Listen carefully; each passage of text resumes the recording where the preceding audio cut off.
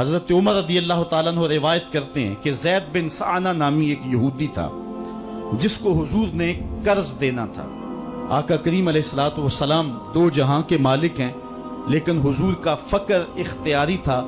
آقا کریم علیہ السلام کے گھر میں بسا اوقات کتنے کتنے دن چولہا نہیں جلا کرتا تھا۔ حضور ادھار لے کر کے لوگوں کی مصیبتوں کو بھی دور کرتے، اور گھر کا چولہا بھی بعض اوقات ادھار لے کے گرم کرنا پڑتا۔ اعلیٰ حضرت فرماتے ہیں مال کے کونین ہیں گو پاس کچھ رکھتے نہیں، دو جہاں کی نعمتیں ہیں ان کے خالی ہاتھ میں۔ تو کہتے ہیں کہ ایک دن حضور علیہ السلام کی خدمت میں ایک شخص حاضر ہوا جس کا نام زید بن سعانہ ہے اور یہودی ہے، اور اس نے حضور علیہ السلام سے قرض کا تقاضا کیا، لیکن تقاضا اتنے سخت انداز سے کیا کہ اس نے حضور علیہ السلام کی قمیص کو پکڑ کے کھینچا بھی۔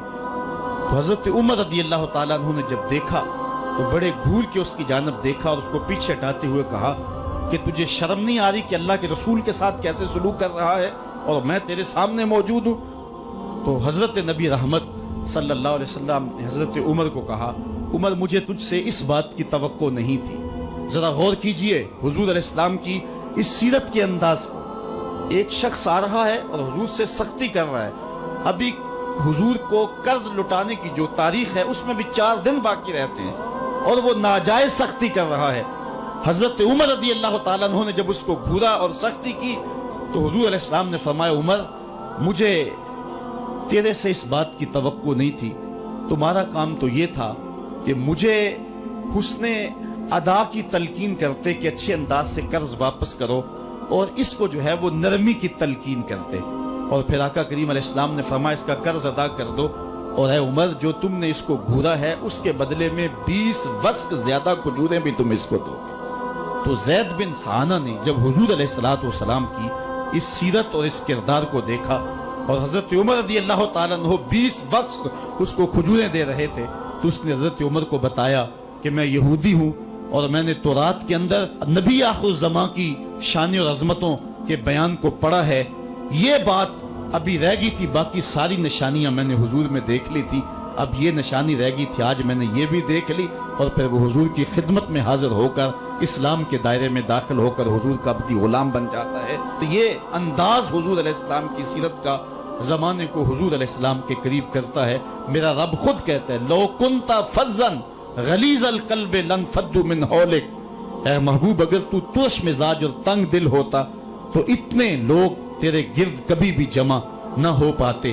کچھ ان کے خلق نے کچھ ان کے کردار نے کر لی، مسخر ساری دنیا شہ ابرار نے کر لی۔ حضور علیہ السلام کے پیار نے زمانے کو اس قدر قریب کر دیا کہ وہ حضور علیہ السلام پہ جانے قربان کرنے کے لیے ہمہ وقت مستعد اور فعال رہتے تھے۔ جتنا پیار انہوں نے حضور سے کیا ہے کائنات میں اس کی دوسری کوئی مثال نہیں ملتی ہے۔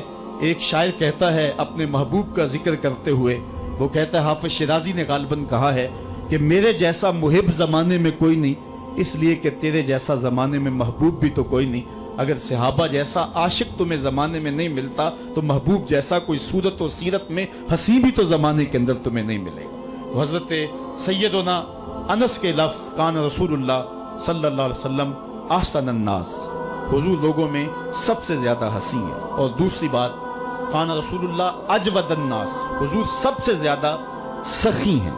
ایک شخص حضور کی خدمت میں حاضر ہوا اور اس نے سوال کیا، 2 پہاڑوں کے درمیان جتنی جگہ ہوتی ہے اتنی بکریاں تھیں حضور کے پاس، حضور نے ساری اس کو عطا کر دی۔ وہ واپس جا کے اپنی قوم سے کہنے لگا کہ محمد عربی ایسا شخص ہے اتنا عطا کرتا ہے کہ پھر کمی کا شائبہ ہی باقی نہیں رہتا۔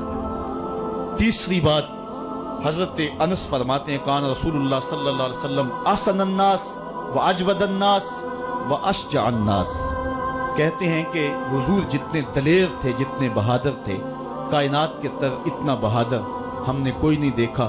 مولا کائنات فرماتے تھے جب جنگ کی بھٹی گرم ہوتی تو ہم دیکھتے کہ سب سے آگے بڑھ کر حملہ کرنے والے محمد عربی ہی ہوا کرتے تھے، اور ہم حضور علیہ السلام کی اوٹ میں ہوا کرتے تھے۔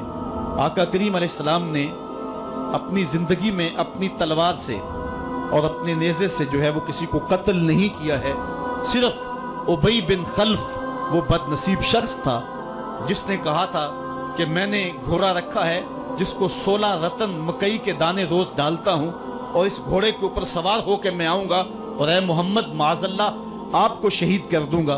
तो हुजूर अलैहिस्सलाम ने फरमाया अल्लाह ने चाहा तो मैं तुझे कत्ल करूंगा। और फिर गज़वाए उहद के मौके पे जब वो आया, कहने लगा कि मेरा रास्ता छोड़ दो, और फिर वो घोड़ा लेकर के आगे बढ़ा। सहाबा आगे बढ़ने लगे तो हुजूर ने फरमाया पीछे हट जाओ।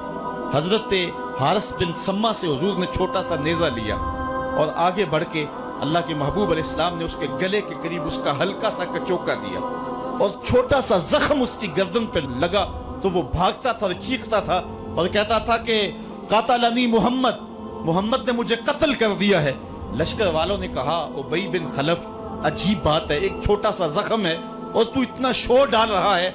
उसने कहा तुम नहीं जानते हो कि मुझे कितनी इसकी तकलीफ हो रही है। अगर मेरी इस तकलीफ को पूरे लश्कर में बांट दिया जाए तो सारा लश्कर मर जाए। जो तकलीफ मुझे मोहम्मद की इस ज़रब से पहुंची है। उसने कहा मुझे मोहम्मद ने कहा था कि तुझे मैं कत्ल करूंगा, उसने तो फिर मुझे नेजा मारा है। मुझे यकीन है कि अगर वो मेरी जानब गुस्से से थूक भी देता मैं फिर भी ना बच सकता। तो ये हुजूर अलैहिस्सलातु वस्सलाम की जो है वो दलेरी और बहादुरी के किस्से हैं कि आका करीम अलैहिस्सलाम की ज़रब को कौन बर्दाश्त करे। एक मामूली खराश बर्दाश्त न कर सका और नारे जहन्नम में जहन्नम का वो कुत्ता जा पहुंचा। तो आका करीम अलैहिस्सलातु वस्सलाम की सीरत के इस उन्वान को हजरत अनस ने कितने खूबसूरत अंदाज में बयान किया। कान रसूलुल्लाह सल्लल्लाहु अलैहि वसल्लम अहसनन नास व अजवदन नास व अशजअन नास। लोगों में सबसे दलेर भी हुजूर, सबसे सखी भी हुजूर और सबसे सूरत और सीरत में हसी भी हुजूर। हजरत नबी रहमत सल्लल्लाहु अलैहि वसल्लम गज़वा हुनैन के मौके पे आप देखें, सफेद खच्चर के ऊपर सवार है और एक पहाड़ी दरे में काफिर घात लगाए बैठे थे। जब अचानक उन्होंने तीर अंदाजी की तो लश्कर इस्लाम में भगदड़ मच गई। उस वक्त हुजूर थे जो खच्चर को आगे बढ़ा रहे थे।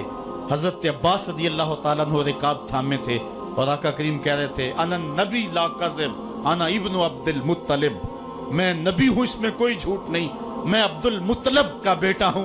तो हुजूर अलैहिस्सलाम का ये अंदाज के जब मैदान के अंदर भगदड़ मची है तो सबसे आगे बढ़ करके कुफार पर हमला करने वाले सफेद खच्चर के ऊपर मुस्तफा हैं।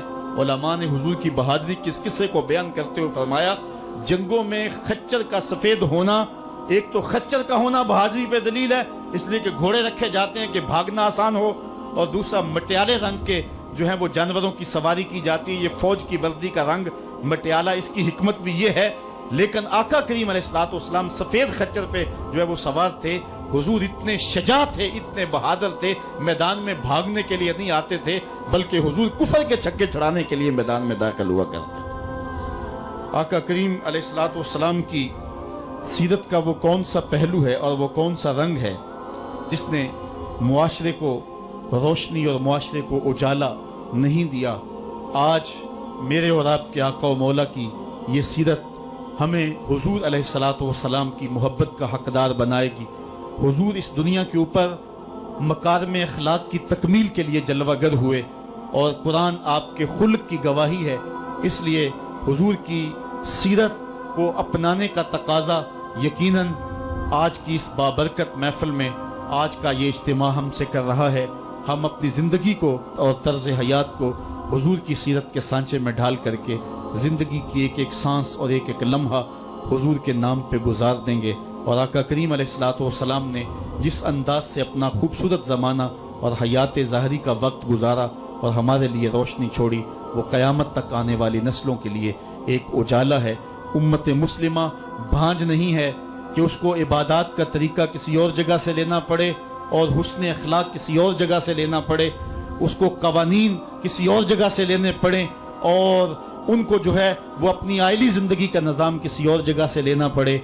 हमारी जिंदगी के सारे नमूने मुस्तफ़ा करीम की ज़ात में मौजूद हैं। मेरे रब ने कहा लक़द काना लकुम फ़ी रसूलिल्लाहि उस्वतुन हसना, हुजूर की जिंदगी तुम्हारे लिए बेहतरीन नमूना है।